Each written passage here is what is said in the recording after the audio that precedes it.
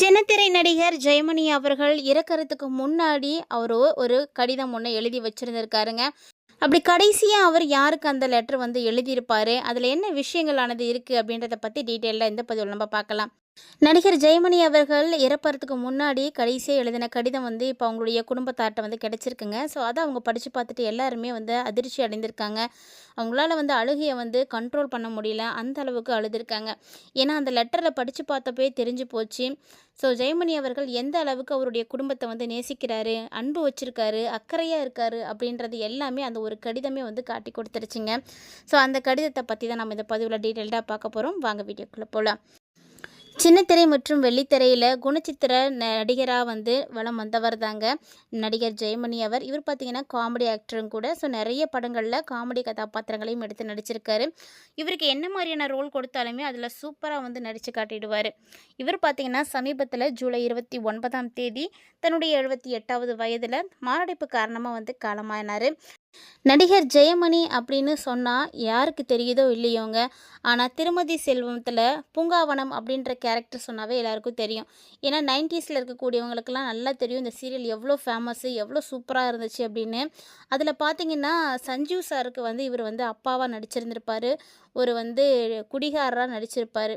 அப்பாவுடைய பாசம், ஒரு பொறுப்பு இல்லாத தனத்தை வந்து எடுத்து காட்டுற மாதிரியும், அதுக்கப்புறமா அவர் வந்து திருந்தி அவங்களுடைய மருமகளுக்காக எந்த அளவுக்கு சப்போர்ட் பண்ணாங்க அப்படின்ற மாதிரியும், அதாவது இதில் அபிதா மேம் வந்து மருமகளாக நடிச்சிருப்பாங்க. ஸோ இவங்களுக்குள்ளே இருக்கக்கூடிய பாண்டிங் வந்து எப்படி வந்து நல்லா இருக்குது அப்படின்றது தான் அந்த சீரியலில் வந்து சூப்பராக காட்டியிருப்பாங்க. அப்படிப்பட்ட அந்த ஒரு சீரியல் தான் அவருக்கு ஒரு மிகப்பெரிய வரவேற்பை வந்து கொடுத்ததுன்னே சொல்லணும். அவர் அதுக்கப்புறமா கொஞ்ச நாள் வந்து சீரியல்ஸ்லாம் நடிக்காமல் அவரும் வந்து அதுலேருந்து ஒதுங்கியே வந்து இருந்திருக்கார். ஏன்னா அந்த அளவுக்கு அவருக்கு சரியான ஒரு வாய்ப்பு வந்து கிடைக்காம இருந்திருக்கு. இருந்தாலுமே அவருக்கு இப்போது சமீபத்தில் ஒரு கம்பேக் அப்படின்னு சொல்லக்கூடிய அளவுக்கு ஒரு சீரியல் கிடச்சிது அப்படின்னா அதுதாங்க விஜய் டிவியில் ஒளிபரப்பாயிட்டு இருக்கக்கூடிய சிறகடிக்க ஆசை சீரியல். இந்த சீரியல் பார்த்திங்கன்னா ரொம்பவே வந்து ஃபேமஸான ஒரு சீரியல். நிறைய பேர் இப்போ வந்து விரும்பி பார்த்துட்ருக்காங்க. அதில் பார்த்திங்கன்னா மலேசிய மாமாவாக ஒரு கேரக்டர் வந்து இவர் பண்ணியிருப்பார். ஸோ அந்த கேரக்டர் வந்து எல்லாருக்கும் ரொம்ப பிடிச்சிருந்துச்சி. எல்லோரும் வரவேற்றாங்க, எல்லோரும் சப்போர்ட் பண்ணாங்க, எல்லோரும் பாராட்டினாங்க. ஸோ மீண்டும் வந்து இவர் வந்து நடிக்க வந்துட்டார். இனி வந்து நிறைய சீரியல்ஸ் நடிப்பார். நிறைய பேர் வந்து இவரை வந்து மீண்டும் திரையில் பார்க்க போகிறோம் அப்படின்ற சந்தோஷத்தில் இருந்தப்போ திடீர்னு பார்த்திங்கன்னா மாரடைப்பு காரணமாக வந்து காலமாயிட்டாருங்க. அந்த ஒரு விஷயந்தான் வந்து எல்லாருக்குமே ஒரு மிகப்பெரிய சோகத்தை வந்து கொடுத்தது. சொல்லப்போனால் சின்னத்திரை முழுக்க சோகத்தில் வந்து மூழ்கி இருக்காங்க. அதுலேயும் குறிப்பாக சிறகடிக்க ஆசை சீரியல் டீம் பார்த்திங்கன்னா ரொம்ப உடஞ்சி போயிட்டாங்க. ஏன்னா நல்ல ஒரு கேரக்டரில் நல்ல ஒரு ரோல் பண்ணியிருந்தார்.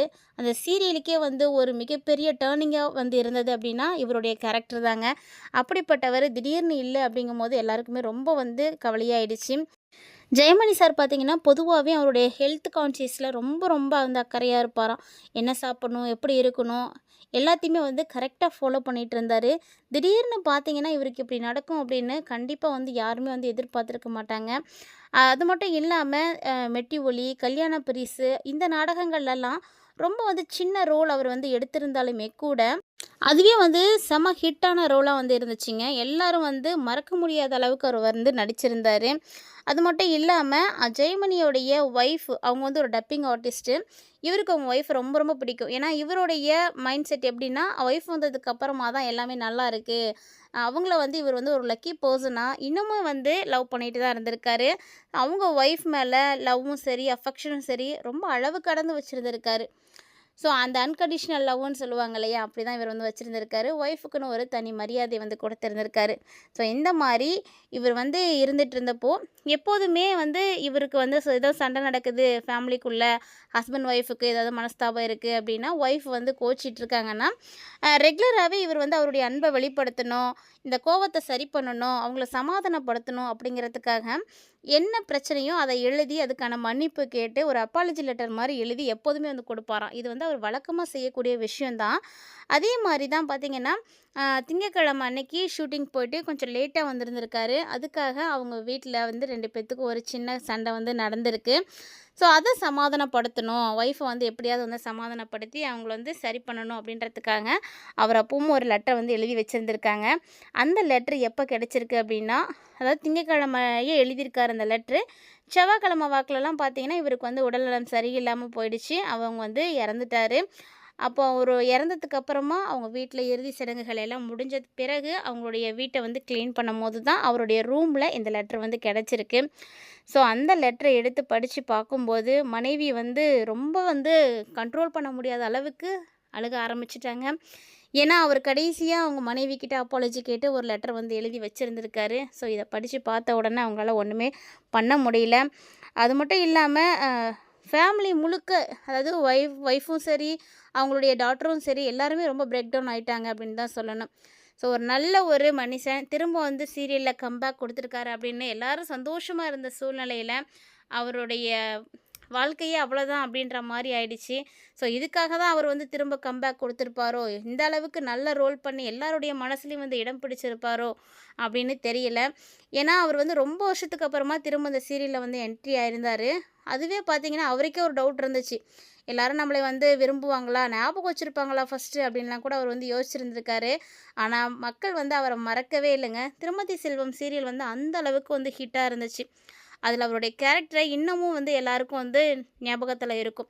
அந்த அளவுக்கு ஒரு சூப்பரான ஒரு ரோலு. அப்போலேருந்து பார்த்திங்கன்னா அவருடைய பேர் வந்து இன்னும் இருந்துட்டு தான் இருக்குது. ஸோ நல்ல ஒரு என்ட்ரி கொடுத்துருந்தாரு. மக்கள்கிட்ட வந்து நல்ல வரவேற்பு இருந்துச்சு அவருக்கு. ரசிகர்கள் எல்லாருமே வந்து பாராட்டுனாங்க.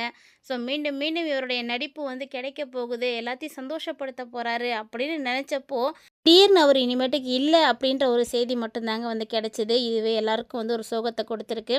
ஸோ இவர் பார்த்தீங்கன்னா சின்னத்திரை, வெள்ளித்திரை அப்படின்னு எல்லாத்துலேயுமே வந்து நடிச்சிருக்காரு. நிறைய திரைப்படங்களில் நிறைய கேரக்டர் வந்து பண்ணியிருக்காரு.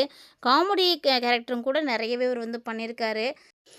அது மட்டும் இல்லாமல் இவர் நடிகர் மட்டும் கிடையாதுங்க. 40க்கும் மேற்பட்ட சீரியல்களை வந்து இயக்கியிருக்காரு. ஸோ நல்ல ஒரு இயக்குனரும் கூட. நிறைய பேருக்கு வந்து இந்த விஷயம் தெரியவே தெரியாது. அவர் வந்து நடிச்சிட்டு தான் இருக்கார் அப்படின்னு. இவர் நான் எடுத்த சீரியல்ஸ் எல்லாமே பார்த்திங்கன்னா நல்ல ஹிட் கொடுத்துச்சு. நல்ல வரவேற்பை வந்து கொடுத்துச்சு. மேலும் பார்த்திங்கன்னா இவருக்கு சின்ன வயசுலேருந்தே நடிக்கக்கூடிய ஒரு ஆர்வம் இருந்திருக்கு. எம்ஜிஆர், சிவாஜி கணேசன் சார் இவங்க எல்லாருமே வந்து இவருடைய ரோல் மாடல். அவங்கள மாரி இவரும் வந்து நடிக்கணும், அவங்கள மாரி இவரும் நடிப்பை வெளிப்படுத்தணும் அப்படின்னு ஆசைப்பட்டு தான் இந்த சினிமா இண்டஸ்ட்ரிக்குள்ளேயே அவர் வந்து வந்திருக்காரு. மேலும் பார்த்திங்கன்னா நிறைய சீரியல்களை இயக்கி எல்லாருக்குமே வந்து சந்தோஷத்தை வந்து கொடுத்துருந்துருக்காரு. அப்படிப்பட்ட அவர் இன்றைக்கி இல்லை அப்படின்னாலுமே கூட அவர் எழுதின அந்த கடிதம் எமோஷ்னலாக எல்லாத்தையுமே வந்து பிளாக் பண்ணியிருக்குன்னு தாங்க சொல்லணும். மனிதருடைய வாழ்வு நிச்சயமற்றது அப்படின்றத ஒவ்வொரு நடிகர்களுடைய கடைசி நொடிகளும் வந்து எல்லாருக்குமே வந்து நினைவுபடுத்திட்டே இருக்குன்னு தான் சொல்லணும். சமீபத்தில் பார்த்திங்கன்னா நிறைய பிரபலங்களை நம்ம இழந்திருக்கோம். அதுலேயும் ரீசன்ட் டைம்ஸில் பார்த்திங்கன்னா எல்லாருக்குமே வந்து மீள முடியாத துயரத்தை வந்து கொடுத்துருக்காங்க. அப்படிப்பட்ட இந்நேரத்தில் தற்போது ஜெயமணி அவர்களுடைய இறப்புமே எல்லாருக்குமே இன்னும் கவலை தாங்க கொடுத்துருக்கு. ஸோ கண்டிப்பாக அவருடைய ஆன்மா சாந்தி அடையணும் அப்படின்னு எல்லாரும் பிரார்த்தனை பண்ணிக்கோங்க. இது மாதிரியான அப்டேட் எல்லாம் உடனுக்குடன் பார்த்து தெரிஞ்சுக்கிறதுக்கு நம்ம சேனலை சப்ஸ்கிரைப் பண்ணிவிட்டு ஃபாலோ பண்ணிக்கோங்க.